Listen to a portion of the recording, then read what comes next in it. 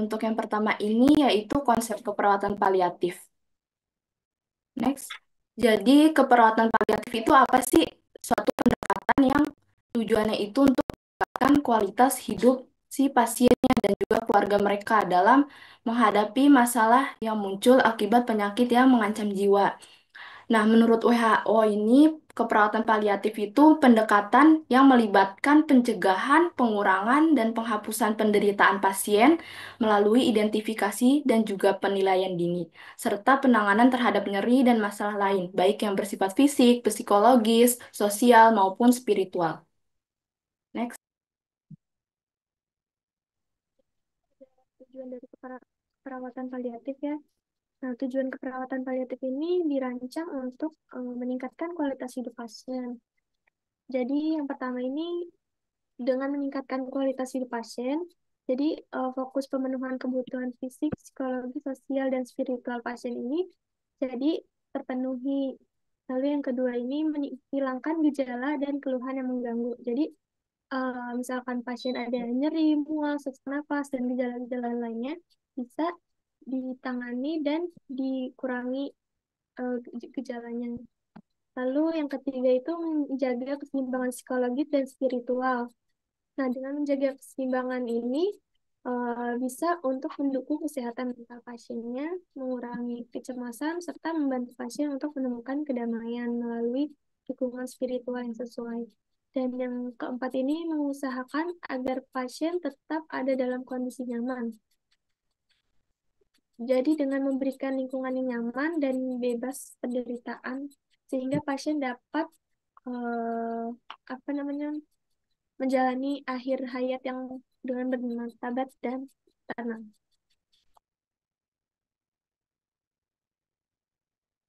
Selanjutnya ada prinsip perawatan paliatif yaitu pertama fokus perawatannya lebih ke kualitas hidup pasien. Jadi perawatan diarahin supaya pasien ngerasa nyaman atau kontrol gejala penyakitnya. Lalu yang kedua pendekatannya personal, termasuk pengalaman masa lalu dan sekarang. Jadi maksudnya ini pendekatannya itu disesuaikan sama pengalaman pasien sebelumnya dan kondisi kesehatannya sekarang, nggak cuma fokus ke penyakitnya aja. Lalu peduli sama keluarganya doang, keluarga dan nggak cuma ke pasiennya doang tapi ke keluarganya juga. Jadi keluarga juga harus diperhatikan karena kan nanti yang akan mengalami stage of grief pasti keluarganya ya. Lalu yang keempat adalah peduli terhadap otonomi pasien. Jadi pasien ini punya hak buat memilih rencana perawatan yang jadi yang sesuai sama keinginan dan harapannya. Nanti perawat sama dokter ya bantu eksplorasi aja apa yang pasien tuh mau gitu. Lalu menerapkan komunikasi terbuka terhadap pasien dan keluarga. Jadi jaga komunikasi yang jujur dan jelas juga gitu. Supaya timnya semua orang tuh merasa didengar.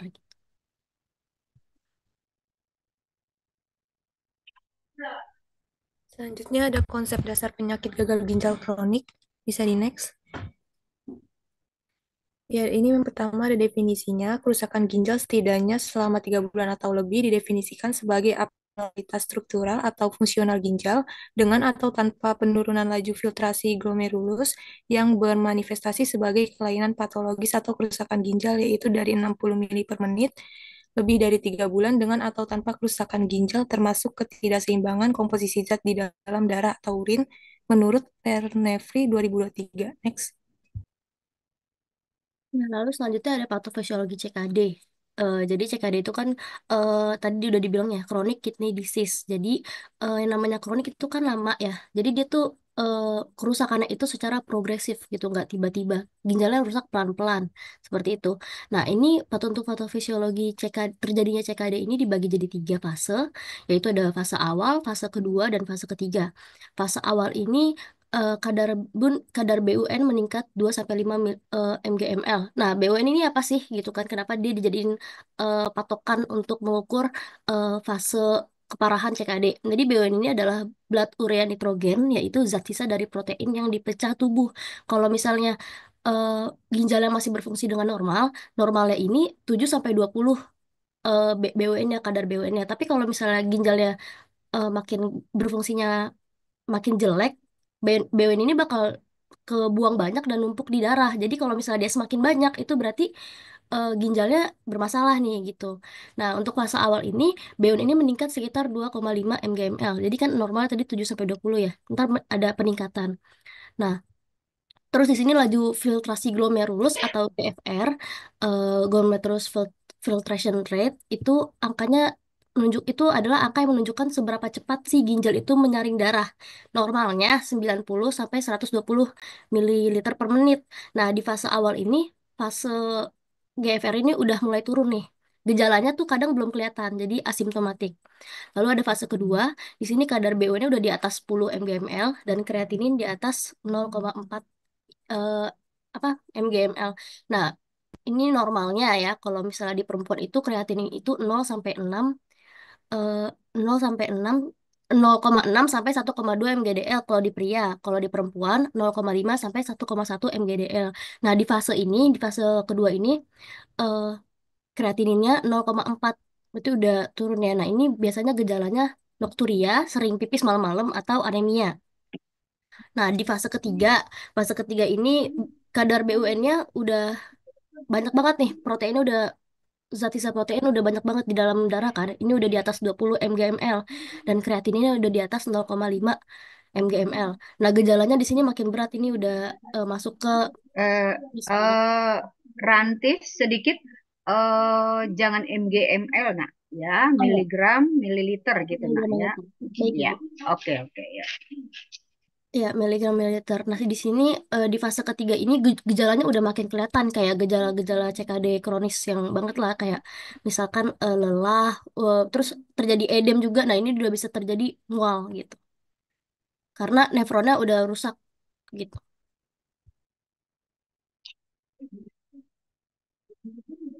Ya, selanjutnya ada dua jenis gagal ginjal yang seperti kita udah pelajari di KMB ya, ada gagal ginjal akut sama gagal ginjal kronis. Gagal ginjal akut ini apa sih? Gagal ginjal ini terjadi ketika gagal ginjal akut ini terjadi ketika fungsi ginjal menurun secara mendadak menyebabkan zat-zat yang seharusnya dibuang oleh ginjal itu menumpuk dalam darah. Nah, penyebabnya itu ada tiga faktor, ada di prarenal, renal, dan di postrenal. Kalau di prerenal itu terjadi sebelum ginjal, terjadi ketika aliran darah ke ginjal tidak cukup pada seperti pada dehidrasi, tekanan darah rendah, atau masalah pada jantung. Lalu di renal atau di ginjal terjadi akibat kerusakan langsung pada jaringan ginjal yang bisa disebabkan oleh infeksi, obat-obatan, atau racun. Lalu postrenal terjadi ketika ada penyumbatan pada saluran kemih seperti batu ginjal atau pembesaran prostat. Nah, GGA ini lebih jarang dianggap terminal illness karena sifatnya masih reversible kalau penyebab utamanya bisa diatasi, misalnya dehidrasi berat, sepsis atau obat nefrotoksik.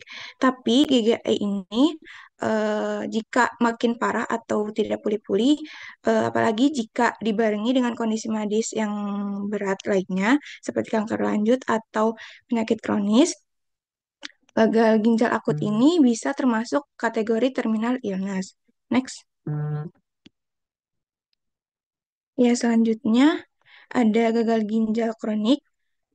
Ya, gagal ginjal kronik ini atau CKD ya teman-teman, ini adalah penurunan fungsi ginjal secara progresif di mana massa ginjal yang masih ada tidak mampu lagi mempertahankan lingkungan internal tubuh.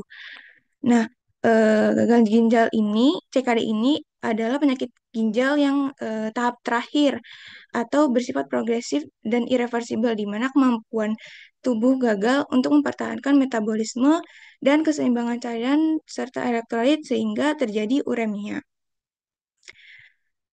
Selain itu, si glomerulonefritis atau peradangan pada glomerulus ginjal dan infeksi ginjal kronik juga dapat memperburuk si fungsi ginjal tersebut. Nah, itu disebabkan bisa jadi faktor genetik, riwayat keluarga dengan penyakit ginjal, serta gaya hidup yang tidak sehat seperti pola makan tinggi garam, dan kurang olahraga. Juga meningkatkan resiko CKD. Kondisi CKD ini berlangsung selama bertahun-tahun, bahkan bisa mencapai puluhan tahun tergantung kecepatan progresi penyakit dan pengelolaannya. Next. Selanjutnya ada etiologi dari gagal ginjal kronik. Yang pertama itu ada gangguan ginjal pada pengidap diabetes. Ini diidentifikasi pada pasien dengan diagnosa diabetes mellitus dan albuminuria persisten yang melebihi 300 mg per 24 jam atau 200 mg per menit, atau rasio albumin terhadap kreatinin yang lebih besar dari 300 mg. Yang kedua yaitu gangguan ginjal pada pengidap hipertensi atau nephrosklerosis hipertensi. Nephrosklerosis hipertensi dapat diidentifikasi apabila ada salah satu kondisi riwayat hipertensi jangka panjang yang berlangsung setidaknya 5 tahun sebelum timbulnya disfungsi ginjal, adanya hipertrofi ventrikel kiri, retinopati hipertensi, serta tidak ditemukan bukti adanya etiologi penyakit ginjal kronis lainnya. Yang ketiga itu glomerulonefritis kronis yang diklasifikasikan berdasarkan kriteria. Yang pertama itu ada kelainan urin atau hematuria glomerulus dan proteinuria persisten. Yang kedua hasil serologis atau imunologis abnormal. Yang ketiga biopsi ginjal yang menunjukkan adanya kerusakan glomerulonefritis. Selanjutnya itu ada derajat penyakit gagal ginjal kronik, dibaginya menjadi 5 stadium. Untuk stadium yang pertama dengan laju filtrasi glomerulus lebih dari atau sama dengan 90 dengan terminologi normal. Stadium 2 dengan LFG 60 sampai 89 dengan terminologi ringan. Stadium 3A dengan LFG 45 sampai 59 dengan terminologi ringan sampai sedang. Stadium 3B dengan LFG 30 sampai 44 dengan terminologi sedang sampai berat. Stadium 4 dengan LFG 15 sampai 29 dengan terminologi berat. Stadium 5 dengan LFG kurang dari 15 dengan terminologi terminal. Baik.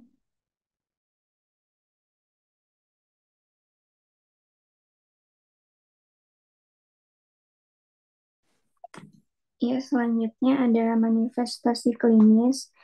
Jadi di manifestasi klinis gagal ginjal itu ada yang pertama ini ada perubahan pada pola buang air kecil. Contohnya yaitu sering terbangun di malam hari untuk buang air kecil. Yang kedua ini air kencing, berbusa, dan bergelembung. Terus juga lebih sering buang air kecil atau jumlah lebih banyak dari biasanya. Dan warnanya juga lebih jernih. Selanjutnya lebih jarang buang air kecil atau jumlahnya lebih sedikit dari biasanya. Dan warnanya juga lebih gelap. Selanjutnya ini ada air kencing berdarah. Next. Yang kedua ini ada pembekakan pada setiap bagian tubuh, seperti yang tadi sudah teman saya jelaskan di patofisiologi, karena ada retensi cairan dan nefronnya rusak. Yang pertama ini lebih mudah terasa lelah. Kedua, gatal dan ruam pada kulit, mual muntah, sesak nafas atau nafas tersengal-sengal, pusing dan sulit berkonsentrasi, nyeri pada pinggang bagian bawah, bau mulut tidak sedap seperti keton, dan terakhir meriang atau demam. Next. Oke, ini untuk selanjutnya ada pemeriksaan diagnostik ya, ada 6. Yang pertama tuh ada urinalisis. Jadi urinalisis ini tuh digunain untuk mengukur berat jenis urinnya dan juga mendeteksi komponen urin yang abnormal. Nah, pada CKD itu berat jenis urinnya dapat tetap sekitar 1010 akibat kerusakan sekresi tubulus, reabsorpsi, dan juga kemampuan memakatkan urin. Ya, dan yang kedua ini ada kultur urin. Jadi, kultur urin ini diindikasikan untuk mengidentifikasi saluran kemih yang mempercepat perkembangan CKD. Untuk yang ketiga ada BUN atau blood urea nitrogen ya dan creatinine serum untuk mengevaluasi fungsi ginjal dan juga mengkaji perkembangan gagal ginjalnya. Dan yang keempat ini ada EGFR atau Estimated Glomerular Filtration Rate. Jadi EGFR ini untuk mengevaluasi si glomerular filtration rate dan juga stadium penyakit ginjal kroniknya. Lalu yang kelima ini ada elektrolit serum untuk melihat lewat perjalanan CKD-nya. Dan yang terakhir ini ada ultrasonografi, yaitu untuk mengevaluasi ukuran ginjalnya. Next.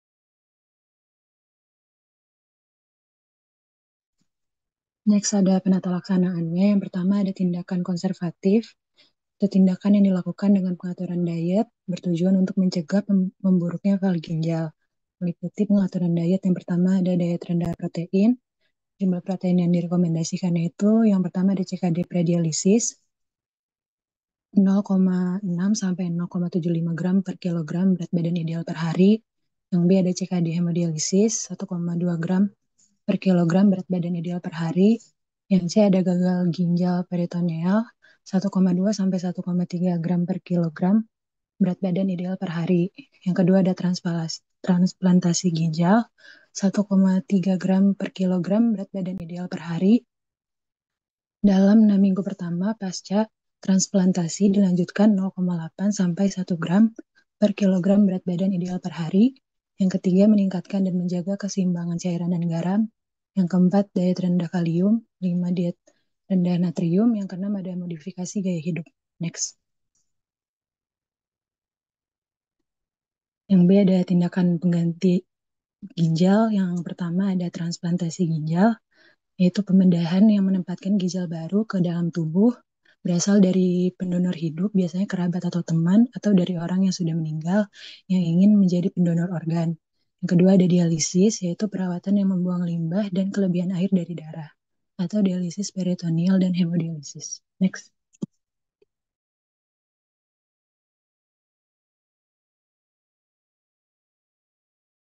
Ya, selanjutnya di sini ada konsep dasar asuhan keperawatan. Next. Yang pertama dari pengkajiannya teman-teman, yang pertama kita meliputi identitas pasien dan juga identitas dari penanggung jawabnya, ada nama, umur, jenis kelamin, alamat, pendidikan, dan juga pekerjaan.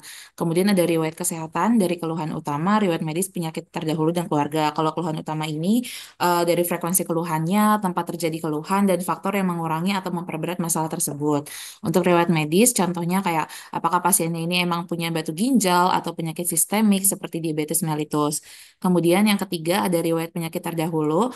Pasiennya apakah memang ada riwayat ISK atau infeksi saluran kemih, penyakit metabolik dan juga hipertensi. Kemudian ada riwayat kesehatan keluarga, riwayat penyakit vaskuler hipertensi, penyakit metabolik, riwayat penderita gagal ginjal kronik. Next. Yang ketiga ada pemeriksaan fisik. Yang pertama itu dari kesadaran umum. Biasanya pasien GGK ini atau gagal ginjal kronis ini kesadarannya bisa dari kompos menti sampai dengan koma. Kemudian kita juga mengukur antropometrinya dari berat badan, tinggi badan, dan juga lila. Biasanya lilanya itu menurun. Kemudian ada tanda-tanda vital. Biasanya tekanan darahnya itu meningkat, suhunya meningkat, nadinya lemah, disritmia, pernapasannya kusmaul tidak teratur. Kemudian diinspeksi. Nah, yang pertama yang diinspeksi itu adalah kulit dan membran mukosa. Biasanya kulitnya itu pucat, terus tekstur kulitnya itu kering atau kasar, terus ada juga penurunan turgor. Nah, kalau ada penurunan turgor berarti ada indikasi bahwa pasien ini dehidrasi. Kalau misalkan edema berarti ada indikasi bahwa pasiennya ini retensi dan juga ada penumpukan cairan. Jangan lupa untuk catat warna kulit, turgor, tekstur, dan juga pengeluaran keringat. Yang kedua, di inspeksi ini ada inspeksi abdomen. Kita ngeinspeksi apakah ada massa atau pembengkakan, kulit mengkilap atau tegang. Next. Yang ketiga ini ada palpasi.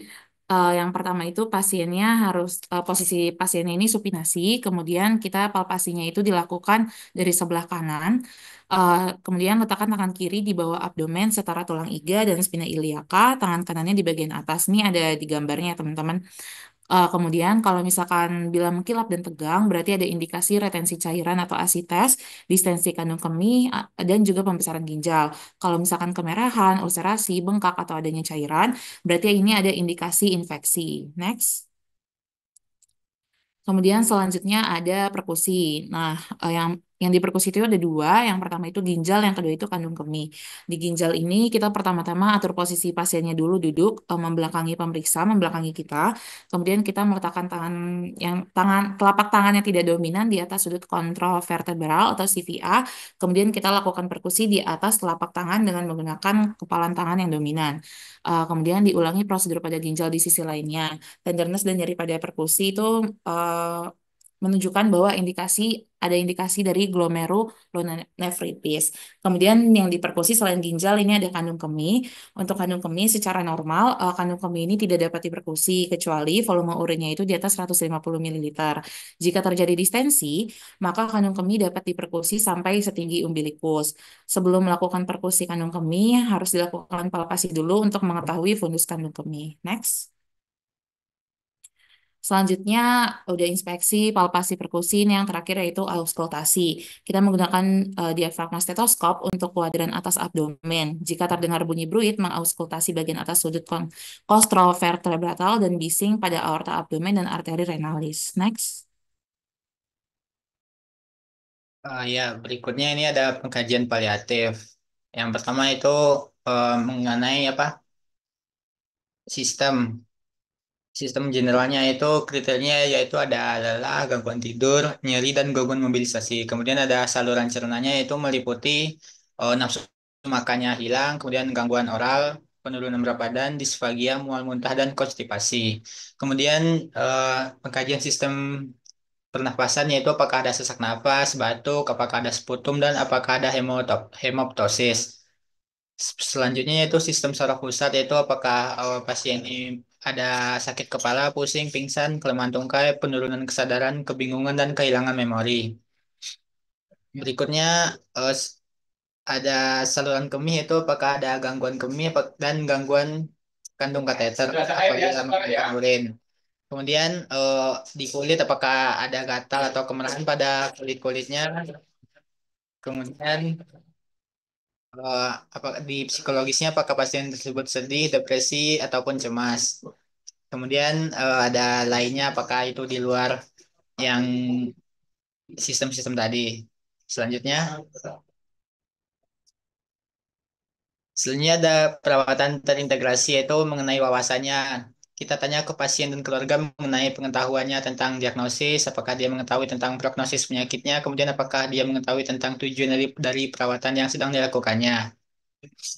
Berikutnya dukungan spiritual, yaitu kita tanyakan mengenai kebutuhan akan dukungan spiritual pada pasien, apakah pasien dan keluarga mengetahui, kemudian keagamaan, kebutuhan spiritual lainnya apa aja gitu. Kemudian menanyakan kecemasan eh, pasien atau kerabat atau orang lain, kemudian dukungan dari tim secara keseluruhan bagaimana dan mengidentifikasi tradisi keagamaan dari pasien dan keluarga. Kemudian kita simpulkan apakah masalah psikologis apa pada pasien tersebut di bawahnya. Selanjutnya, selanjutnya ada pengkajian penapisan pasien paliatif care itu mengenai penyakit dasar yaitu apakah pasien tersebut ada penyakit kanker atau PPOK atau stroke atau penyakit ginjal kronis, penyakit jantung berat dan HIV atau AIDS. Nah, tiap-tiap penyakit itu diberi skor 2 apakah kalau jika ada pada pasiennya. Kemudian ke penyakit komorbiditas yaitu apakah pasien tersebut ada penyakit hati kronis, penyakit ginjal moderat, PPOK moderat, gagal jantung kongestif, dan kondisi atau komplikasi lainnya. Nah, masing-masing juga diberi skor 1. Kemudian status fungsional pasien menggunakan performa ECOG, yaitu dikasih nilai 0 apabila pasiennya aktif penuh dan bisa melakukan eh, kegiatan tanpa hambatan seperti eh, sebelum adanya penyakit tersebut. Kemudian dikasih nilai 1 apabila terdapat hambatan dalam aktivitas berat, tetapi masih bisa dalam melakukan pekerjaan ringan. Kemudian dikasih nilai 2 apabila pasien tersebut rawat jalan, yaitu dapat mengurus diri sendiri, tetapi tidak bisa melakukan semuanya. Eh, apa Lebih dari 50% jam bangunnya dibantu aktivitasnya. Kemudian diberi nilai 3 apabila pasien tersebut dapat mengurus diri sendiri secara terbatas dan lebih banyak waktunya di tempat tidur dan di kursi roda. Jadi kalau 3 ini lebih banyak dibantu aktivitasnya dan dia pasiennya tersebut hanya di kursi roda dan di tempat tidur saja. Kemudian dikasih nilai 4 apabila pasien tersebut tidak dapat mengurus diri sendiri secara penuh, yaitu sebagian besar waktu di tempat tidur dan kondisinya itu berat atau cacat. Kemudian ada kriteria lain yang perlu dipertimbangkan, yaitu tidak akan menjalani pengobatan kuratif dan pasien tersebut kondisinya penyakit berat dan memilih untuk tidak melanjutkan pengobatannya. Nyerinya tidak terbatas, yaitu lebih dari 24 jam atau terus-menerus sepanjang hari. Kemudian memiliki keluhan yang tidak terkontrol, memiliki kondisi psikologis dan spiritual yang perlu diperhatikan, sering berkunjung ke UGD lebih dari satu kali untuk diagnosis yang sama dalam 30 hari terakhir, kemudian memiliki lama perawatan tanpa kemajuan yang bermakna, kemudian lama rawat yang panjang di ICU tanpa ada kemajuan, kemudian memiliki prognosis yang jelek. Nah, dari total skornya ini apabila skornya 0 sampai 2 itu tidak perlu intervensi paliatif. Jika apa? Jika skornya 3 yaitu kita perlu mengobservasi pasien tersebut. Dan apabila skornya lebih dan atau sama dengan 4 yaitu pasien tersebut perlu intervensi paliatif. Selanjutnya ada pengkajian resiko jatuh. Itu menggunakan format pengkajian seperti yang terlampir, yaitu apakah pasien tersebut punya riwayat jatuh yang baru atau dalam 3 bulan terakhir. Itu diberi skor tidak, jika tidak 0, jika iya diberi skor 25. Kemudian diagnosis sekunder apakah lebih dari satu, yaitu apakah mempunyai penyakit komplikasi lainnya, apabila tidak dikasih 0, apabila iya dikasih 15. Kemudian apakah pasien tersebut menggunakan alat bantu jalan, seperti apakah jika bed rest atau dibantu perawat atau keluarga dikasih nilai 0, apabila membutuhkan penopang atau tongkat atau walker diberi 15, dan apabila berpegangan kepada furniture dikasih nilai 30. Kemudian apakah terapi memakai heparin lock atau terpasang IV, apabila iya dikasih 20, apabila tidak dikasih 0. Kemudian cara berjalan atau berpindahnya, apakah jika normal atau bed rest yang tidak bergerak sama sekali atau tidak bisa bergerak, yaitu dikasih nilai 0, apabila cara berjalannya terlihat lemah dikasih nilai 10, dan apabila cara berjalannya terganggu dikasih nilai 20. Kemudian status mental, orientasi sesuai kemampuan dirinya, apabila pasiennya tersebut tahu dikasih nilai 0, apabila pasiennya tersebut lupa akan keterbatasan dirinya sendiri dikasih nilai 15. Nah, ini untuk interpretasinya itu apabila nilainya 0 sampai 24 itu tidak berisiko jatuh, apabila 25 sampai 44 risiko rendah jatuh, dan apabila lebih dari 45 yaitu risiko tinggi jatuh. Selanjutnya ada pengkajian pengukuran skala Braden, yaitu parameternya yaitu yang pertama ada persepsi sensori, yaitu apakah pasien tersebut tidak merasakan atau respon terhadap stimulus nyerinya dan kesadarannya menurun. Dikasih nilai 1 apabila pasien tersebut mengalami gangguan sensori pada bagian setengah permukaan tubuhnya dikasih nilai 2. Apabila memiliki gangguan sensori pada satu atau dua ekstremitas saja atau berespon dan masih bisa berespon pada perintah verbal dikasih nilai 3, dan apabila tidak ada gangguan sensori sama sekali dikasih nilai 4. Kemudian kelembapan.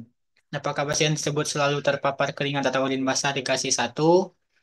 Apabila kelembabannya itu sangat lembab pada pasiennya itu dikasih nilai 2. Apabila kadang-kadang lembab dikasih nilai 3, dan kalau kulitnya itu kering dan tidak ada kelembaban sama sekali itu dikasih nilai 4. Kemudian aktivitasnya apabila cuma terbaring di tempat tidur dikasih nilai 1. Apakah jika tidak bisa berjalan dikasih nilai 2, dan berjalan dengan atau tanpa bantuan dikasih nilai 3, dan apabila tidak dapat berjalan sendiri dikasih nilai 4. Kemudian ada mobilitasnya Pak, yaitu mampu atau tidak bergerak, yaitu jika tidak mampu dikasih nilai 1, dan jika mampu berubah tanpa bantuan dikasih nilai 4. Itu ada skalanya. Kemudian nutrisinya yaitu apabila tidak menghabiskan setengah porsi makannya dikasih nilai 1, dan apabila bisa menghabiskannya tanpa ada masalah tanpa ada suplemen pembantu itu dikasih nilai 4. Kemudian GSK-nya yaitu apabila pasien tersebut tidak mampu mengangkat badannya sendiri dikasih nilai 1, dan apabila pasien tersebut bisa mem- apa tidak membutuhkan bantuan minimal dalam mengangkat tubuhnya atau bisa sendiri itu dikasih nilai 3. Nah, jadi dari tadi itu di total nilainya yaitu apabila skornya 15 sampai 23 yaitu risiko ringan, Jika 13 sampai 14 itu risiko sedang, jika 10 sampai 12 itu risiko berat, dan risiko sangat berat jika skornya itu kurang dari 10. Berikutnya. Nah, ini ada beberapa diagnosa keperawatan yang akan muncul pada perawatan paliatif pasien gagal ginjal kronis, yaitu yang pertama ada distress spiritual berhubungan dengan kondisi penyakit kronis, ada ansietas berhubungan dengan ancaman kematian, kemudian ada hipervolemia berhubungan dengan gangguan mekanisme regulasi, kemudian ada gangguan pertukaran gas berhubungan dengan penurunan curah jantung, dan terakhir ada nyeri akut yang berhubungan dengan agen pencedera fisiologis. Untuk selanjutnya ada intervensi keperawatan. Untuk diagnosa yang pertama itu hipervolemia berhubungan dengan gangguan mekanisme regulasi. Dengan tujuan dan kriteria hasil itu diharapkan setelah tindakan selama 3 kali 24 jam itu keseimbangan cairannya itu meningkat. Dengan kriteria hasil itu output urinnya meningkat, kemudian edemanya menurun, dan frekuensi nadinya membaik. Dengan intervensi keperawatannya itu ada manajemen hipervolemia. Observasinya yang pertama itu ada periksa dan tanda dan gejala hipervolemia, kemudian ada monitor intake dan output cairan, dan ada monitor tanda hemokonsentrasi. Selanjutnya.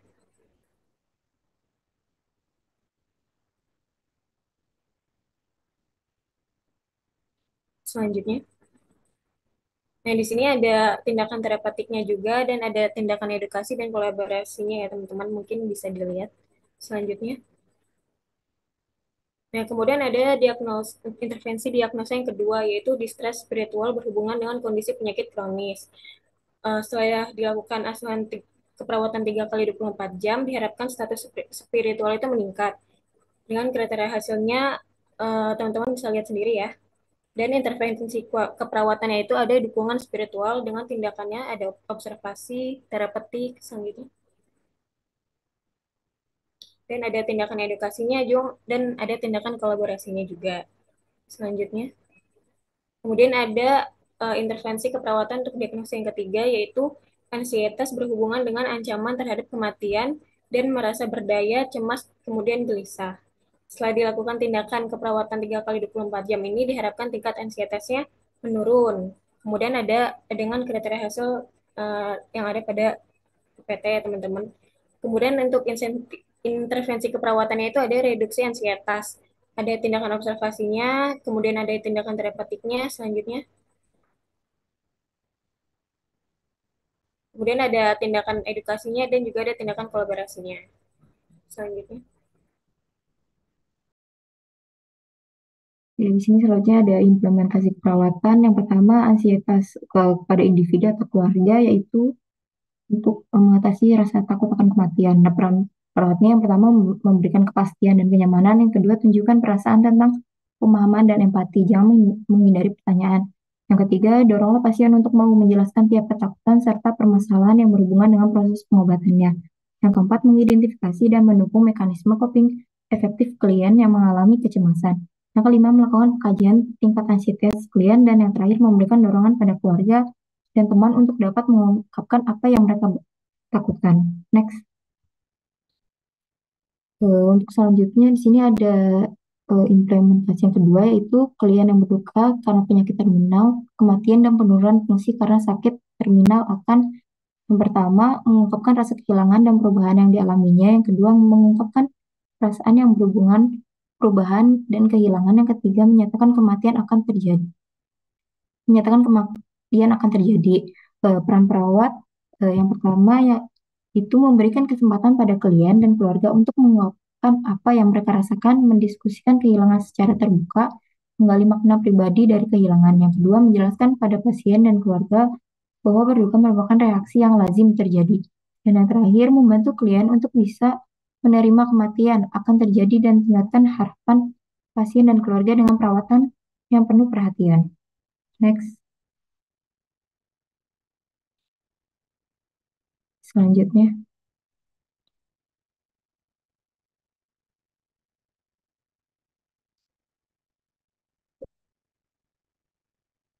Selanjutnya di sini ada perubahan proses keluarga yang berkaitan dengan gangguan kehidupan, yaitu mereka akan cenderung merasa takut dengan kematian. Anggota keluarga mungkin akan mencurahkan kekhawatiran terkait prognosis klien dan Yang kedua, menceritakan kekhawatirannya tentang lingkungan tempat dirawat. Nah, peran perawat dalam kondisi tersebut yaitu bisa dengan melakukan meluangkan sebagian waktu untuk keluarga atau kerabat dekat klien dan menunjukkan empati yang baik. Yang kedua, mengizinkan keluarga atau orang terdekat klien untuk mengekspresikan perasaan yang mereka rasakan, berbagi ketakutan dan kekhawatiran. Yang ketiga, jelaskan bagaimana tindakan keperawatan dilakukan dan berikan informasi yang mendetail tentang kemajuan klien. Dan yang terakhir, anjurkan keluarga untuk sering berkunjung dan berpartisipasi dalam melakukan tindakan keperawatan. Next. Di sini selanjutnya ada resiko adanya distress spiritual, di mana peran perawat yang pertama gali informasi apakah klien ingin melaksanakan praktik atau ritual keagamaan tertentu. Kemudian ekspresikan pengertian Anda bahwa praktik religius adalah hal yang sangat penting pada diri seseorang. Yang ketiga, berikan privasi serta ketenangan untuk melakukan ritual spiritual sesuai dengan kebutuhan klien. Yang keempat, bila memungkinkan, tawarkan pada klien untuk berdoa bersama atau membaca buku keagamaan. Dan yang terakhir, tawarkan pada klien untuk mempertemukan dirinya dengan pemuka agama, pemimpin religius, atau rohaniwan rumah sakit untuk mengatur pertemuan. Dan terakhir di sini ada evaluasi keperawatan. Evaluasi ini mengarahkan asuhan keperawatan, apakah asuhan keperawatan yang dilakukan ke pasien ini berhasil mengatasi masalahnya atau asuhan yang sudah dibuat ini terus berkesinambungan, di mana terus mengikuti siklus proses keperawatan sampai benar-benar masalah pasien teratasi. Nah, semua pelayanan palliative care yang diberikan dapat dinilai dengan melihat hal-hal sebagai berikut. Yang pertama, pasien merasa nyaman dan dapat mengungkapkan perasaannya kepada perawat. Yang kedua, pasien tidak merasa sedih dan siap menerima kenyataan keadaannya. Yang ketiga, pasien selalu mengingat Tuhan. Dan yang terakhir, pasien menyadari bahwa segala sesuatu yang diciptakan akan kembali kepada Tuhan yang Maha Esa. Next. Ya, sekian. Ya, selanjutnya ada asuhan keperawatan. Kasusnya itu Tuan L berumur 60 tahun dengan diagnosa medis gagal ginjal stadium 4 dan sudah menderita gagal ginjal selama 5 tahun. Klien mengatakan jika dirinya mudah lelah, sesak nafas, terdapat pembengkakan di ekstremitas atas dan bawah, mengalami penurunan nafsu makan, kram otot, urin sangat sedikit, bahkan terkadang tidak BAK, nyeri bagian pinggang bawah sampai ke punggung.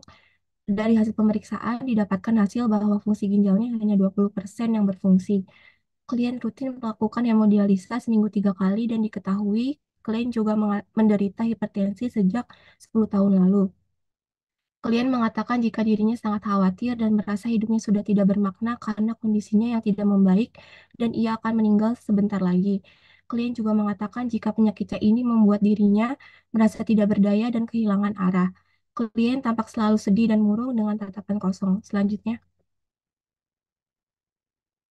pengkajian keperawatan. Di sini tanggal pengkajiannya itu 14 Januari 2025. Untuk biodata pasiennya itu Tuan L berumur 60 tahun dengan diagnosa medis gagal ginjal stadium 4. Untuk biodata lainnya bisa dilihat di PPT. Selanjutnya, keluhan utamanya itu klien mengatakan merasa lelah yang berlebih walau tidak beraktivitas, sesak nafas, terkadang tidak BAK, serta tangan dan kakinya semakin membengkak.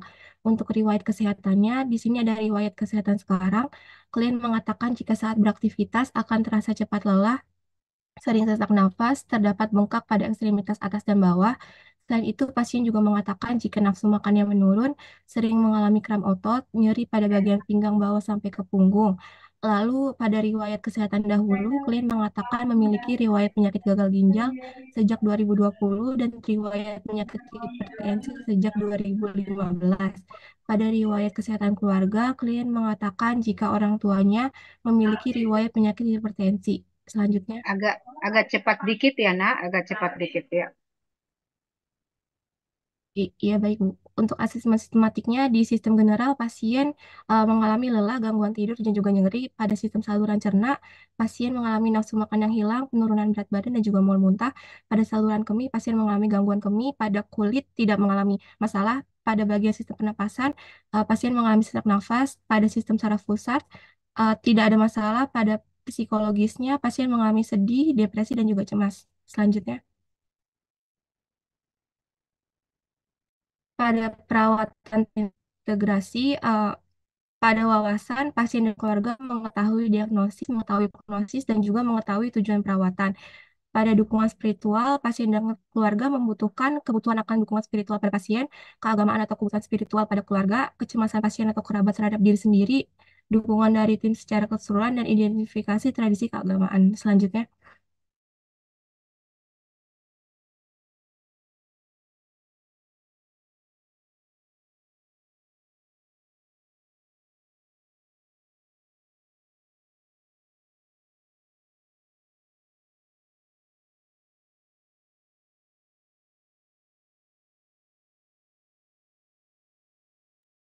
Selanjutnya, pada pengkajian penapisan pasien palliative care, di sini pasien itu mendapatkan skor 2, yaitu gagal ginjal kronis, dan pada penyakit morbiditas tidak ada mendapatkan skor 0, dan pada status fungsional klien menggunakan status performa ECOG, itu pasien mendapatkan skor 2 karena pasien melakukan rawat jalan, dapat mengurus diri sendiri, tetapi tidak dapat melakukan semua aktivitas lebih dari 50%.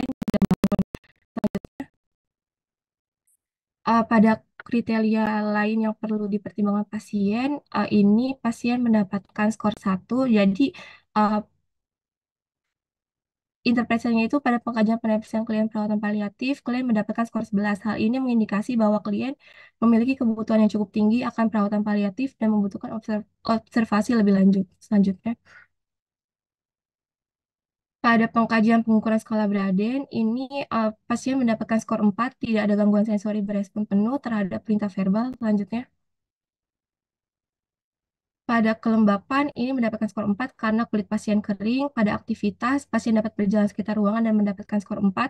Pada mobilitas, dapat merubah posisi tanpa bantuan, mendapatkan skor 4. Selanjutnya, pada nutrisi mendapatkan skor 2 karena pasien jarang mampu menghabiskan setengah porsi makannya atau intake cairan kurang dari jumlah optimum. Pada GSK mendapatkan skor 3 karena pasien membutuhkan bantuan minimal mengangkat tubuhnya dan di sini total skornya itu 21. Selanjutnya, interpretasinya pada pengukuran skala Braden, klien mendapatkan skor 21 atau risiko ringan.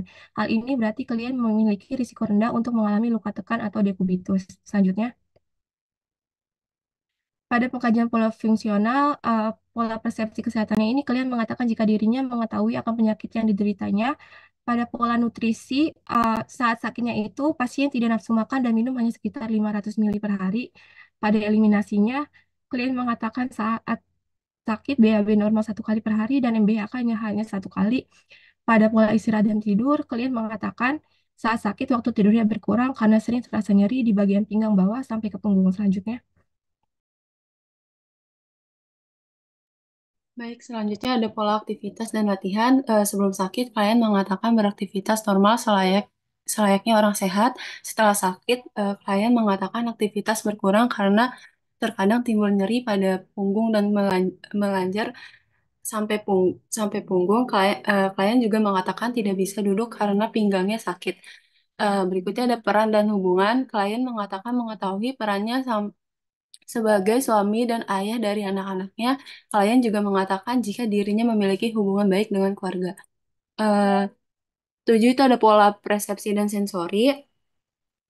Di sini klien mengatakan nyeri pada pinggang bawah sampai ke punggung dengan skala nyeri 7 7 per 10 ke 8 itu pola persepsi diri atau konsep diri. Klien mengatakan jika dirinya adalah seorang lelaki berusia 60 tahun yang mempunyai anak dan istri saat di rumah ia memimpin keluarga kecilnya. Harapan klien adalah ingin penyakitnya segera diangkat dan dapat menjalankan aktivitasnya kembali secara normal. Selanjutnya.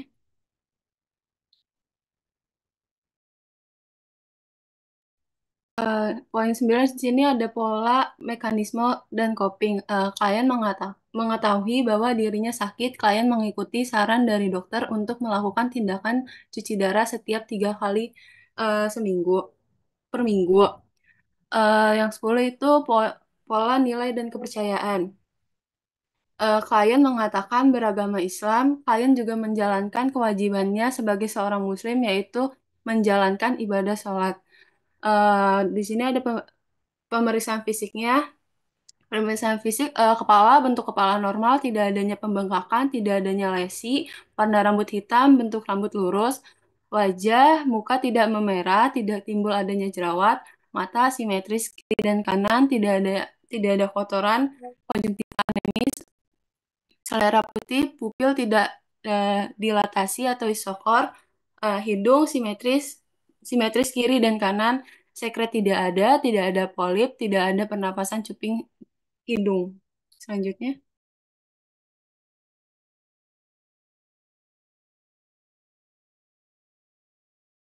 selanjutnya mulut. Selanjutnya mulut, membran mukosa pucat, bibir kering, telinga simetris kiri dan kanan, lubang telinga ada, tidak ada serumen, leher tidak ada pembesaran kelenjar tiroid, vena jugularisnya distensi, tidak ada pembengkakan kelenjar getah bening, integumennya tugur kulit baik, terdapat bulu halus. Untuk toraksnya bisa dilihat sendiri ya teman-teman. Selanjutnya. Ya, untuk ekstremitasnya, ekstremitas atas dan bawah, jari-jari kaki dan tangan lengkap, tidak terdapat luka pada lengan, paha, dan betis bagian kiri. Kekuatan otot pada ekstremitas atas normal, gerakan penuh yang normal melawan gravitasasi dan melawan tahanan penuh.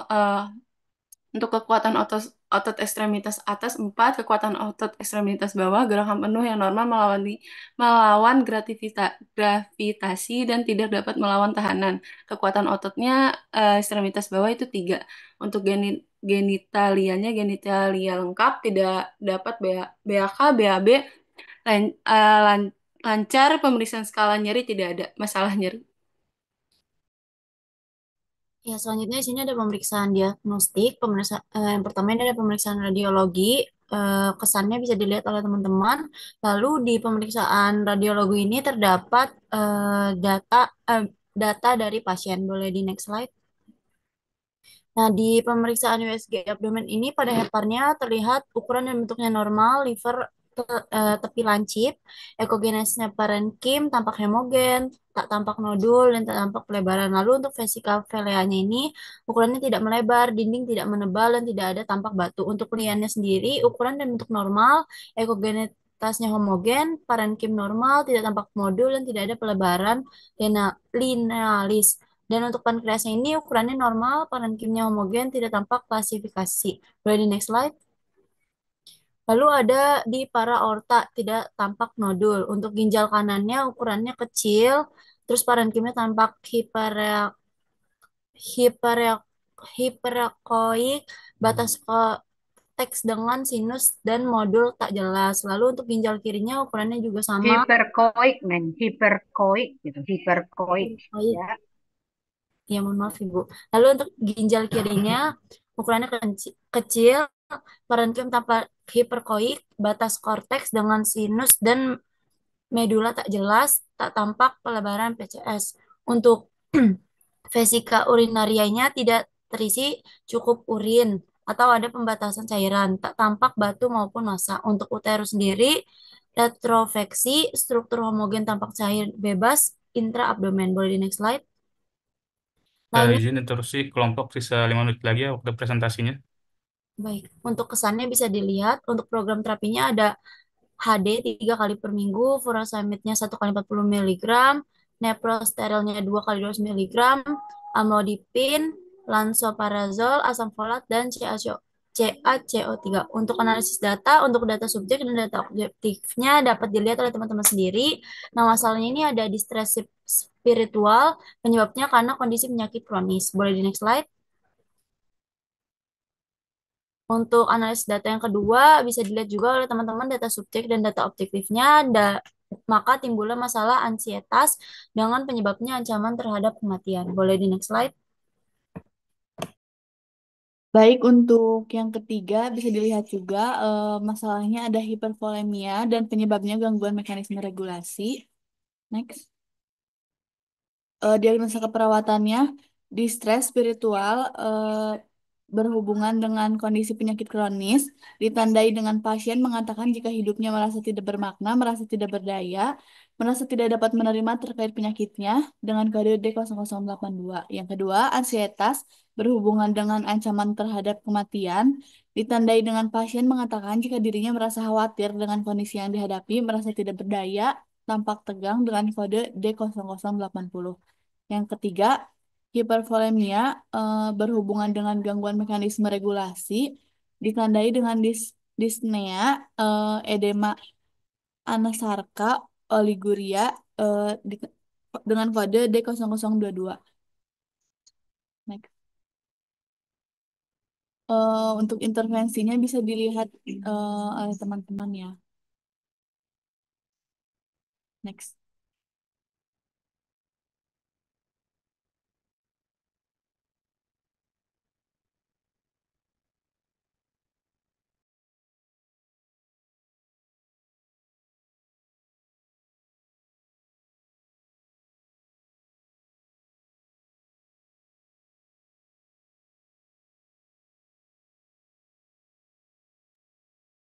Ayo nak, cepat dikit ya.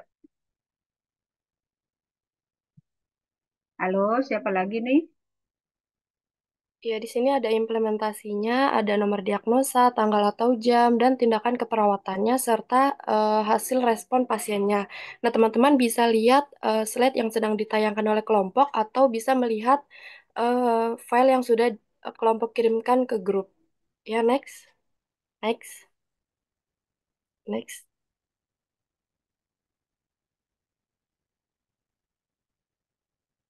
Ya, di sini ada evaluasi keperawatannya. Pada tanggal 15 Januari, diagnosa keperawatan distres spiritual berhubungan dengan kondisi pasien kronis. Subjektifnya ini pasien mengatakan ia merasa takut untuk mati. Nah, ia hanya ingin sembuh dan berkumpul dengan keluarganya. Lalu objektifnya ini pasien tampak khawatir dan tidak berdaya. Pasien tampak terlihat sungguh-sungguh dengan harapan yang ia miliki. Asesmennya dia stres spiritual belum teratasi. Planning intervensinya dilanjutkan. Ya, next. Data Lalu diagnosa ansietas berhubungan dengan ancaman terhadap kematian. Subjektif pasien mengatakan jika dirinya masih khawatir dengan penyakit gagal ginjal yang kian memburuk dan penyakitnya ini membuat ia merasa kehilangan arah dan tidak berdaya. Objektifnya ini klien tampak cemas dan tegang. Asesmennya ansietas belum teratasi, kemudian planning intervensinya dilanjutkan. Ya, next. Ya, diagnosa hipervolemia berhubungan dengan gangguan mekanisme regulasi. Subjektif ini pasien mengatakan masih sesak nafas. Hari ini juga sudah BAK, tetapi hanya sedikit. Lalu objektifnya pasien tampak sesak nafas dan masih terdapat edema pada tangan dan kakinya. Lalu intake cairannya ini minum 500 cc per hari, output cairannya BAK 100 cc per hari, tidak ada BAB. Lalu hasil dari balance cairan ini 500 kurang 100 sama dengan 400 cc. Asesmennya hipervolemia belum teratasi, kemudian intervensi dilanjutkan. Ya, next. Ya, mungkin cukup sekian presentasi dari kelompok 4. Saya serahkan kepada moderator. Ayo, kita diskusi. Ayo, moderator.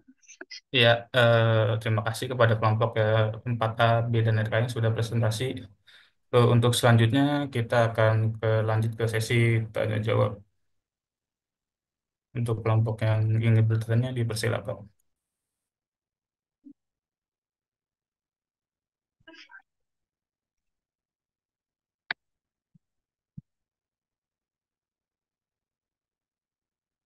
Ayo.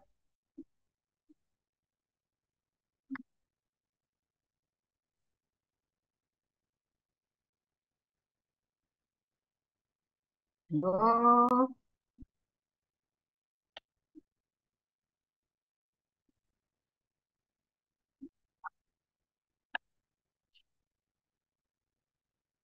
ayo dari 117 kalian itu, masa nggak ada yang bertanya? Udah mengerti semua?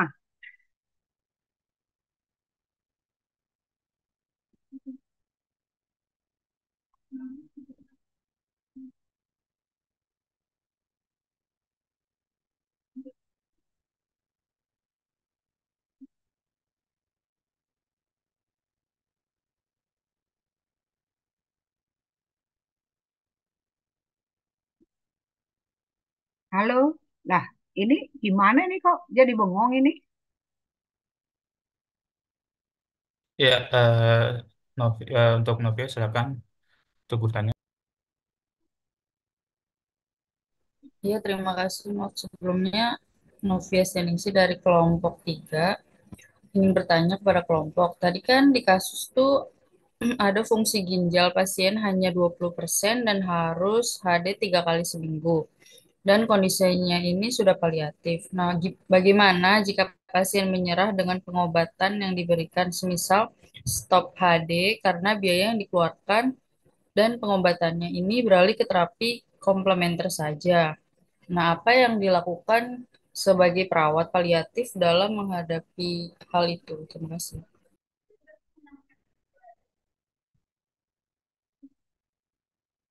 Ya, untuk Naswa dari RKI dipersilakan untuk bertanya.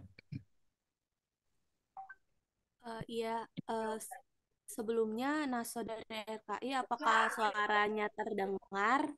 Iya, terdengar, Neng. Iya, baik Ibu, terima kasih. Mau bertanya kepada kelompok yang mempresentasikan, bagaimana perbedaan perawatan paliatif yang diberikan pada pasien eh, gagal ginjal kronis yang menjalani dialisis dengan yang tidak, karena seperti yang kita tahu bahwa pasien itu ada kemungkinan tidak menjalani dialisis. Itu saja kepada kelompok. Terima kasih. Iya, oke. Lagi kumpulkan dulu sampai 3, nanti baru dijawab sama kelompok ya. Kelompoknya ini ada 3 kelompok. Kelompok 4A, B, dan RKI.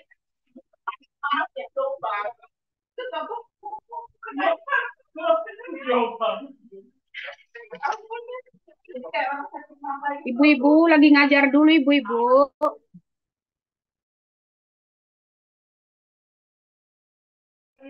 Ayo satu lagi, satu lagi. Kalau tidak nanti saya buatkan kuis saja barangkali ya. Kalau sudah jelas ya. Sambil menunggu, jawab dulu yang 2 itu deh. Ayo Bintang. Ya, untuk kelompok yang menawarkan materi, silakan untuk dijawab pertanyaan yang tadi telah sempat diberikan. Izin masuk moderator, apa suaranya terdengar jelas? Izin terdengar. Ya, baik. Terima kasih, moderator. Saya Rizka Permata dari perwakilan kelompok 4A, izin menjawab pertanyaan Novia tadi. Jadi intinya itu apa yang kita lakukan sebagai perawat paliatif jika pasien gagal ginjal ini memutuskan untuk berhenti pengobatan HD ya. Jadi kita tahu ya kalau misalkan sebagai perawat, apalagi perawat paliatif itu, kita punya hak atau prinsip otonomi gitu untuk menghargai haknya klien. Tapi walaupun itu juga kita juga harus memastikan keadaan pasien ini tetap sejahtera, baik fisiknya maupun psikisnya. Jadi pertama kita bisa memvalidasi kembali alasan pasien ini kenapa gitu stop HD. Jika misalkan memang alasan pasien ini karena terkendala biaya, maka kita bisa memberikan opsi tindakan pengobatan lain gitu. Misalkan melanjutkan pengobatan pada manajemen nyerinya. Tadi kan pasien tuh ada nyeri pinggang bagian bawah ya. Terus kita juga bisa mengontrol tekanan darah karena kan pasien ada hipertensi. Nah, sebisa mungkin kita berikan alternatif pengobatan lain gitu yang akan tetap menunjang kualitas hidup pasien gitu. Lalu yang ketiga, kita jelaskan konsekuensi apa yang akan terjadi jika pasien ini stop HD. Kita sebagai perawat, apalagi perawat paliatif, kita jelaskan sedetail-detailnya pada pasien dan juga keluarga. Misalkan kalau misalkan pasien ini stop HD, nanti fungsi ginjalnya akan semakin menurun gitu. Yang tadinya kita tahu fungsi ginjalnya pasien di kasus 20% makin menurun gitu kalau misalkan HD-nya ini di stop. Terus setelah itu gejala-gejala lain yang ditimbulkan oleh pasien maka akan tambah parah gitu kalau misalkan dia tidak HD 3 kali dalam seminggu. Terus selanjutnya kalau misalkan nih memang pasien dan keluarga tetap berpegang teguh gitu, eh, tidak akan melanjutkan HD dan malah beralih kepada terapi komplementer yang diinginkan pasien dan keluarga, maka kita sebagai perawat untuk menghargai haknya klien gitu dan juga keluarga. Tapi kita juga memberikan beberapa teknik komplementer yang bisa pasien dan keluarga lakukan gitu. Misalkan terapi ice cubes. Jadi terapi ice cubes itu terapi ngunyah es batu di mana biasa kan kalau misalkan pasien gagal ginjal itu dia haus atau apa gitu. Jadi kita bisa ngasih terapi itu. Terus habis itu relaksasi napas dalam untuk klien. Lalu mengkonsumsi obat-obatan penurun tekanan darah gitu untuk hipertensinya klien. Selanjutnya obat diuretik kita kolaborasikan untuk menyeimbangkan cairan dalam tubuh dan juga mencegah pembengkakan tadi pada ekstremitas atas dan bawah klien. Lalu selanjutnya kita berikan obat pereda rasa nyeri yang fungsinya itu untuk meredakan rasa sakit atau rasa nyeri yang klien rasakan tadi. Jadi beberapa terapi komplementer itu tuh bisa menjadi sebuah alternatif yang kita bisa berikan kepada pasien dengan gagal ginjal mau akut atau kronik yang udah stadium akhir, tapi walau tidak menutup kemungkinan hasilnya itu tidak akan seefektif saat pasien rutin melakukan hemodialisa. Seperti itu. Apa sudah terjawab, Novia? Ya sudah, terima kasih Rizka.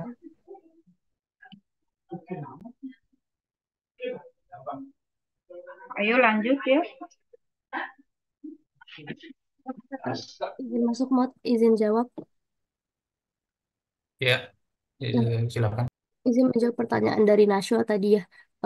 Perbedaan perawatan paliatif pada pasien yang dialisis sama yang enggak ya.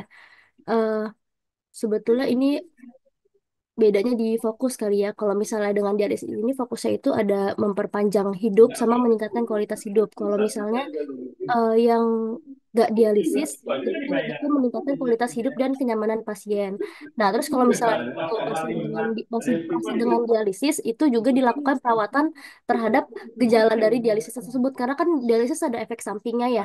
Jadi itu dilakukan untuk mengurangi efek samping dari gejala dialisisnya.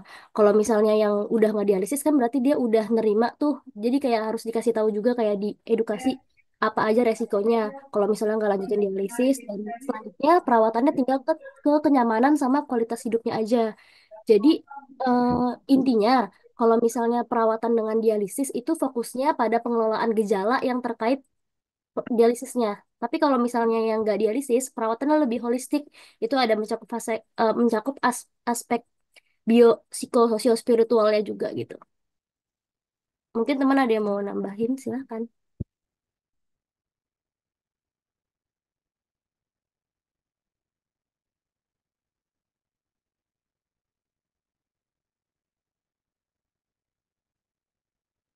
Eh, untuk Nashwa, apakah sudah terjawab pertanyaannya?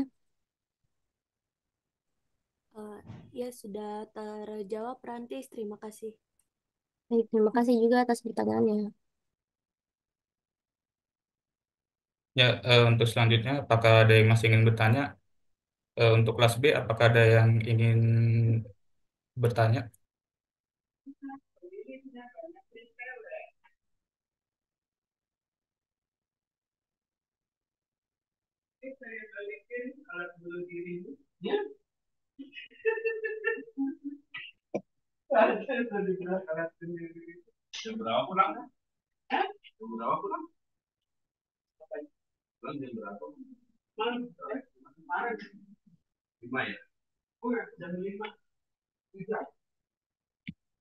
Masih ada kah? Ayo.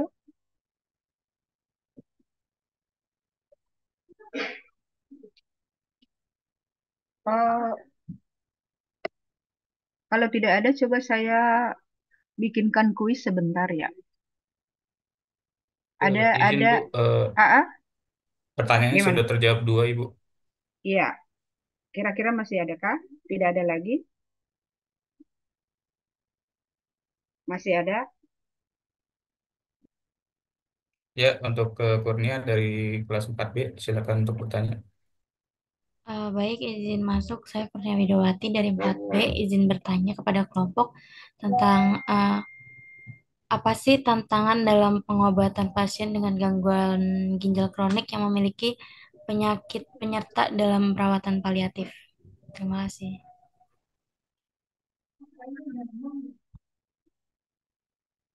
Ya, untuk kelompok mungkin bisa untuk dijawab.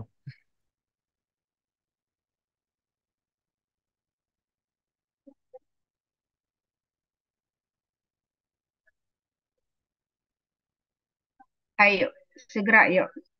Kita ini sampai jam berapa, Bintang? Muhammad Bintang.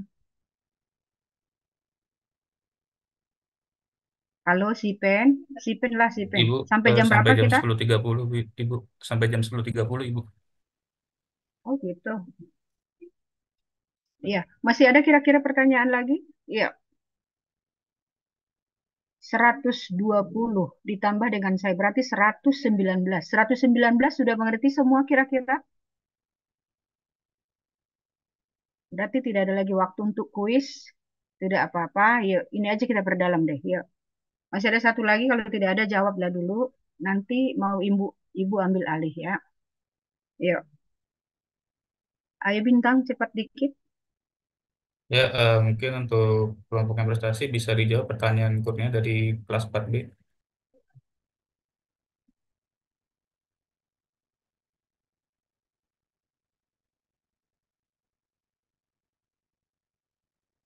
Ya, baik, izin masuk ya, moderator. Izin Ya, menjawab Ibu pertanyaan silakan. dari Nia tadi, yaitu mengenai tantangan perawat paliatif pada penyakit gagal ginjal kronik dengan penyakit penyerta ya. Nah, itu Iya, iya. baik, itu ada beberapa apa tantangannya yang memiliki penyakit penyerta atau penyakit komplikasi itu seperti kita harus memanajemen gejala-gejala yang tumpang tindih gitu, seperti misalnya pada pasien yang juga komplikasi hipertensi, jadi kita juga harus mengelola gejala hipertensinya itu dengan apa, seperti penyakit hipertensinya dengan kayak apa, kan dia harus konsumsi obat rutin, jadi kita juga harus mengelola pengobatan hipertensinya gitu, karena jangan sampai itu malah menjadi ini apa, memperburuk keadaannya. Kemudian juga kita juga harus melihat interaksi obat. Yaitu banyak pasien gagal ginjal nih yang penyakit penyerta ini harus mengkonsumsi obatnya secara rutin. Nah, jadi pengelolaan interaksi obat itu juga harus diperhatikan karena jangan sampai itu menjadi ada yang obat yang kontraindikasi dan memperburuk keadaan pasien tersebut. Kemudian kita juga harus eh, apa, mengelola keseimbangan cairan dan elektrolitnya, yaitu seperti ini pada pasien-pasien yang gagal apa, gagal jantung atau penyakit-penyakit paru, dan ini juga bisa dari ini apa, kan edema ya biasanya, jadi kita juga harus bisa mengelolanya. Kemudian kita juga harus bisa mengelola risiko infeksi dan komplikasi. Itu apabila risiko infeksi ini mungkin bisa dari seperti yang ada lukanya gitu, seperti yang penyakit penyertanya itu yang ada luka ulkus atau luka demnya. Jadi kita juga harus sembari mengelola GGK-nya ini, kita juga harus mengelola lukanya itu. Jadi biar jangan apa, biar sama-sama sembuh gitu dari keduanya. Jangan sampai itu yang satu sembuh, yang satu malah makin parah gitu. Kemudian kita juga harus eh, apa, mengkompleksitas nutrisi dan diet. Jadi kita harus menyesuaikan diet yang sesuai dengan penyakit-penyakit yang ada pada pasien tersebut. Seperti diet pada pasien gagal ginjal kan biasanya harus dibatasi proteinnya, fosfor dan kaliumnya. Namun jika pasien tersebut juga ada eh, diabetes melitusnya, tentu pasien tersebut juga membutuhkan karbohidrat yang cukup.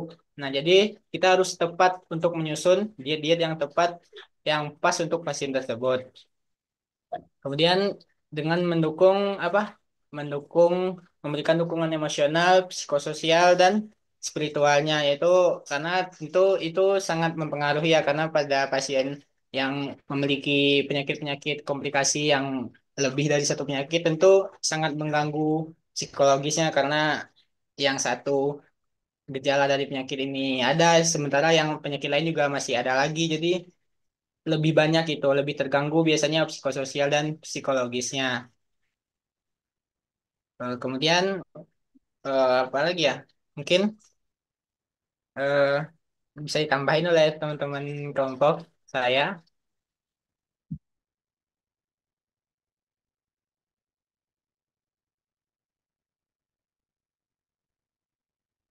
Iya, kira-kira yang bertanya tadi siapa yang bertanya itu Kurnia.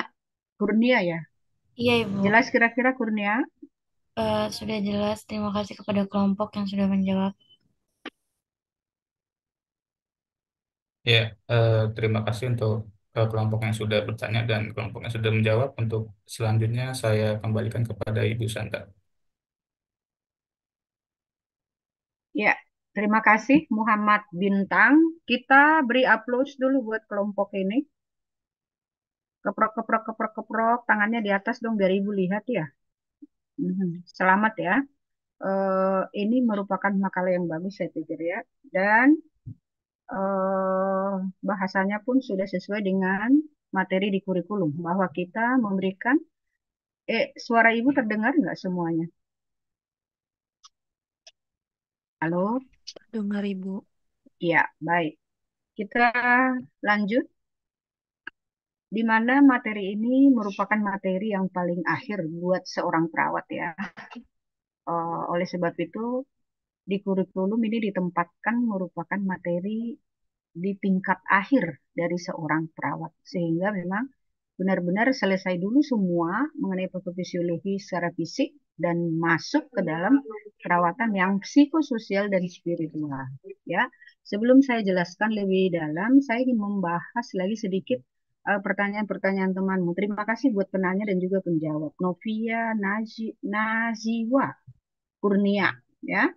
Terus yang menjawab Rizka Rantis Rida, ya. Saya apresiasi pertanyaanmu dan jawabannya juga mantap-mantap ya.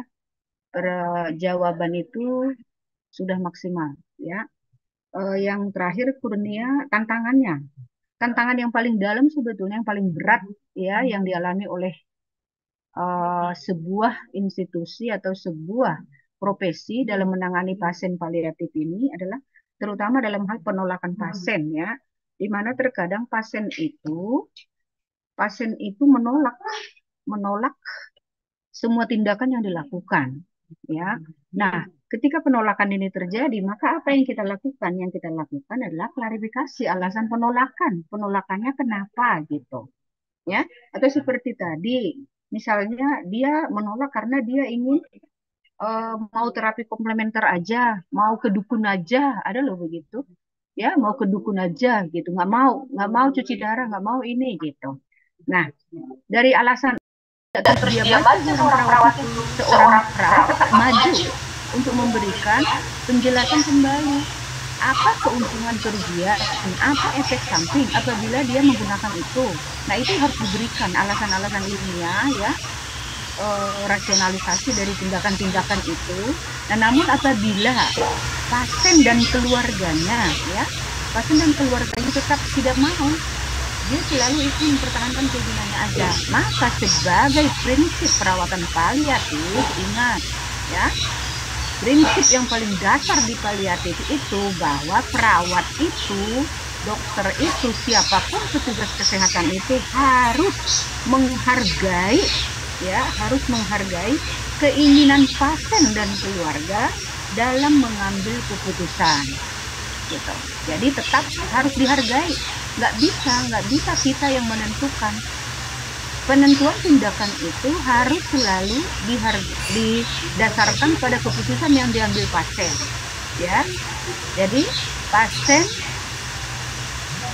itu dan keluarga berhak mengambil keputusan untuk dirinya, dan kita harus hargai itu. Sebetulnya bukan hanya pasien paliatif aja, seluruh pasien yang dirawat di rumah sakit ataupun yang berobat jalan berhak memutuskan tindakan apa yang diberikan kepada tubuhnya. Kita boleh nggak larang itu? Nggak boleh, salah kita. Ya, tapi seorang perawat itu hanya memberikan alasan kenapa diberikan itu. Kenapa kalau tidak diberikan ini? Apa yang terjadi? Itu saja. Tetap kalau kita sudah berikan alasan, tetapi pasien menolak dan keluarga, kita harus hargai keputusan yang diambil oleh pasien. Itulah sebagai prinsip yang paling mendasar dari keperawatan paliatif. Ya, saya pikir sudah sangat mantap tuh jawaban dari teman-temanmu buat Novia, Najwa, dan Kurnia. Baik, saya ulasan dari sedikit. Tolong dibagikan nanti ke seluruh temannya makalahnya, kelompok ya. Mana anggota kelompoknya? Farah? Mhm. Tolong dibagikan nanti, kemudian PPT-nya tolong di-share ke Ibu ya, Neng. Halo kelompok yang bertugas ya. Ya. Oke, jadi keperawatan saya ulas kembali ya. Kalau gagal ginjal kronis, Anda sudah dapat di KMD. Jadi tidak perlu kita bahas lagi patofisiologinya seperti apa, apanya dan bagaimana. Yang mau kita bahas kembali adalah paliatifnya. Dan ingat, kalau di rumah sakit itu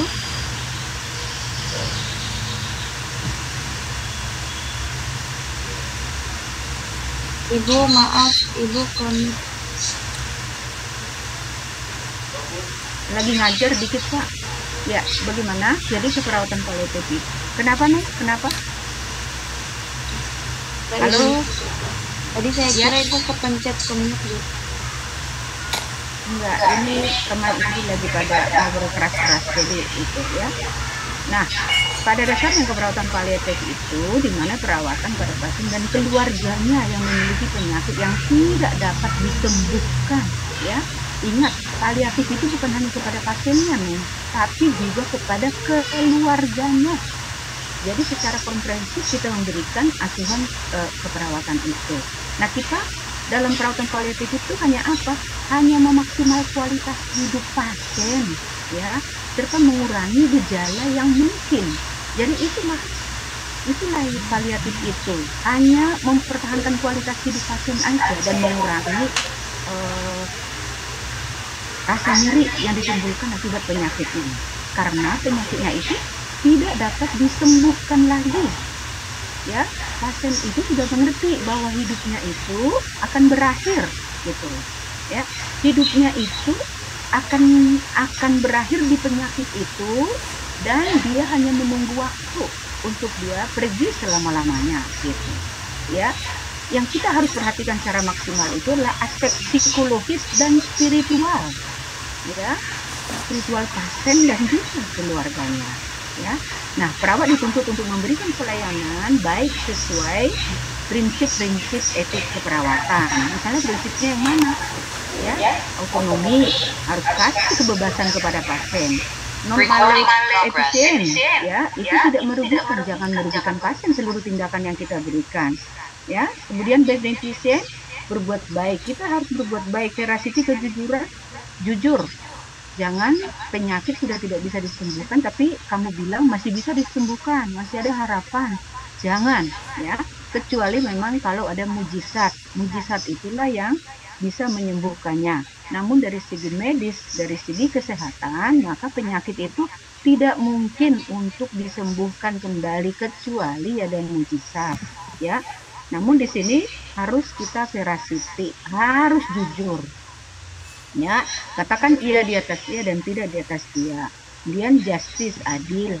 Adil melakukan pasien satu dengan pasien yang lain. Kemudian kita harus setia, ada kerahasiaan juga, jangan kita buka-buka rahasia pasien satu dengan lain. Kemudian accountability, bertanggung jawab, ya. Jadi paliatif itu pada dasarnya adalah pasien tidak akan mungkin sembuh lagi. Jadi kita merawat dia, ya, memberikan kualitas hidup sampai dia meninggal dalam keadaan nyaman gitu. Ya, kita sama-sama tahu bahwa ada 5 tahap tuh. Ada 5 tahap emosi kita, emosi pasien dalam menerima kesedihan atau berduka. Apa tuh yang 5 itu?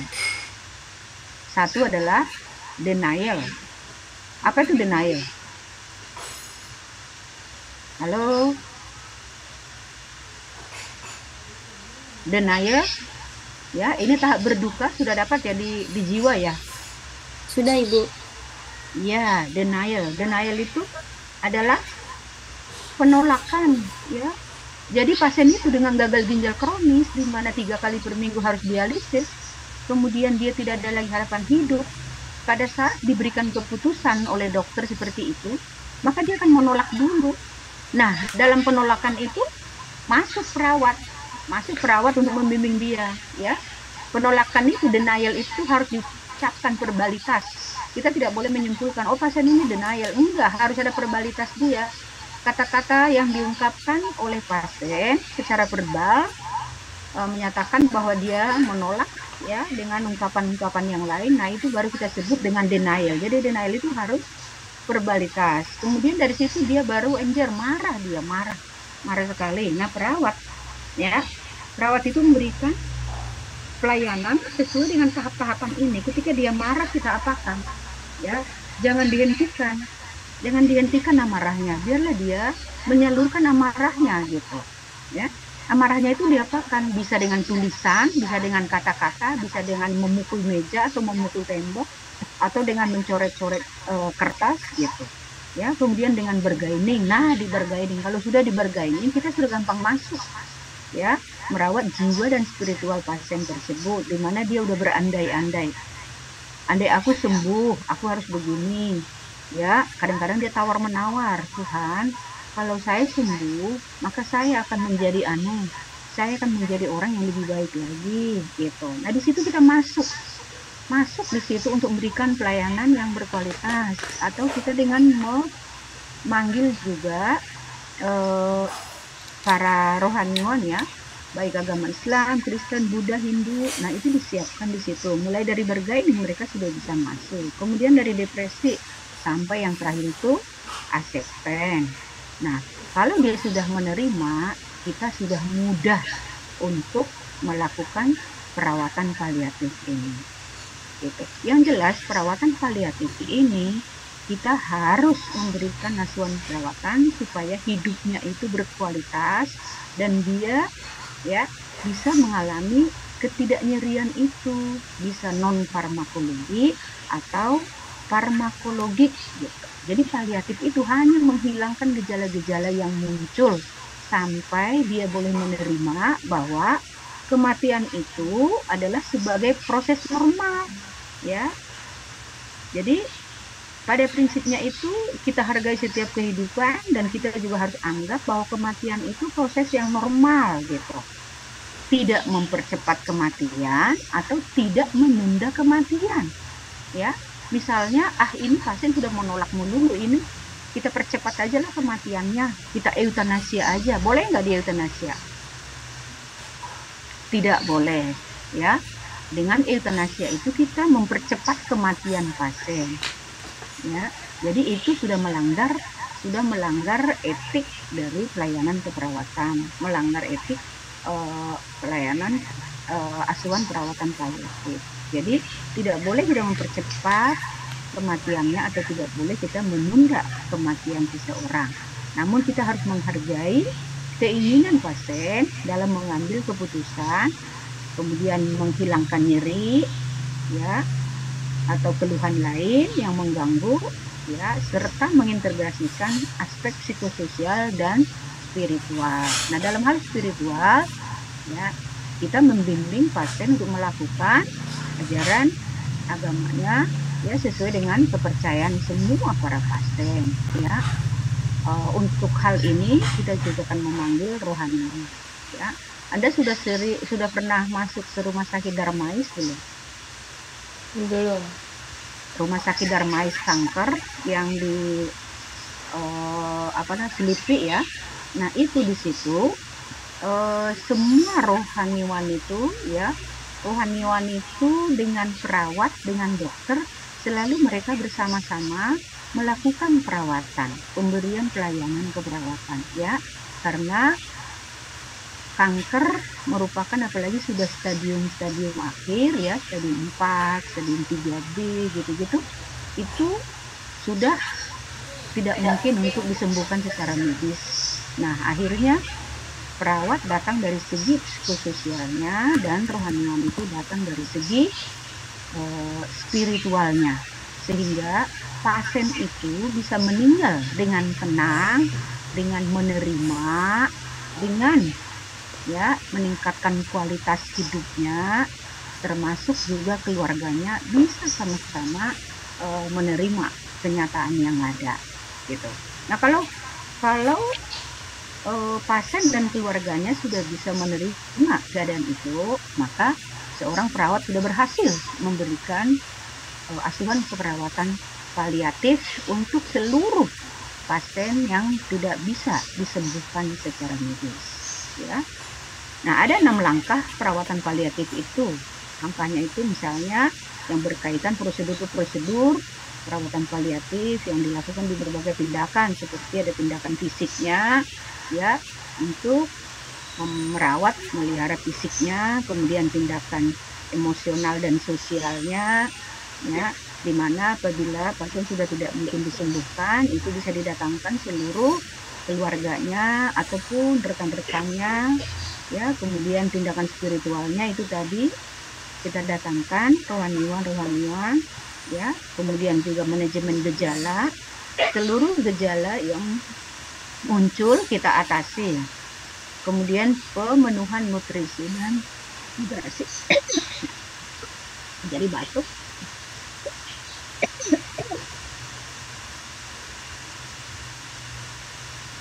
Ya, saya rasa cukup dari saya.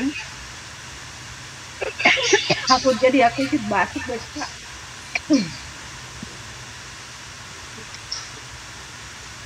Ada pertanyaan? Halo.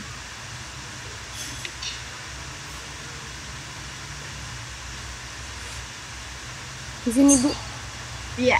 Izin pertama tadi ada mention terkait euthanasia.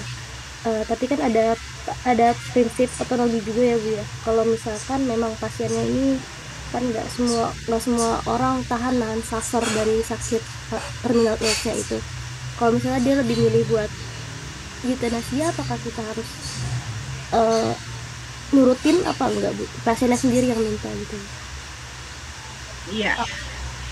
Berkaitan dengan euthanasia itu kita kalau di Indonesia ya, di Indonesia belum tren ya untuk dilakukan itu, karena itu melanggar undang-undang. Ya.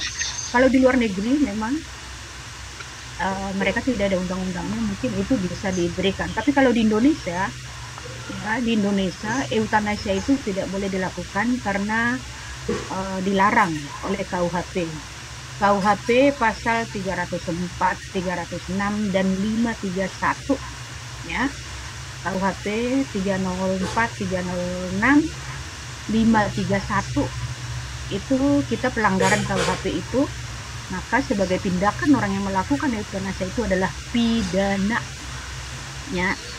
Jadi walaupun memang tadi ya prinsip dari paliatif itu bahwa kita menghargai ya setiap keinginan yang dilakukan pasien, tapi tetap untuk melakukan euthanasia ya untuk mempercepat kematian kita tidak boleh, karena itu melanggar KUHP 304, 306 dan 531 ya, sehingga orang yang melakukan itu adalah tindakan pidana ya.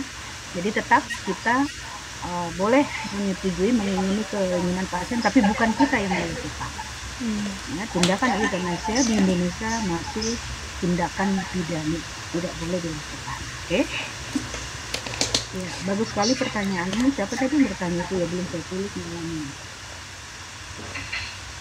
Pertanyaan dari Izin Rantis Ibu. Dari Rantis gitu ya. Oke, jadi gitu ya Rantis. Baik Ibu. Iya, euthanasia itu merupakan tindakan dilarang KUHP. Oke, masih ada pertanyaan kira-kira? KUHP 304, 306 dan 531 ya, itu tidak boleh melakukan euthanasia. Ya, ada lagi kira-kira?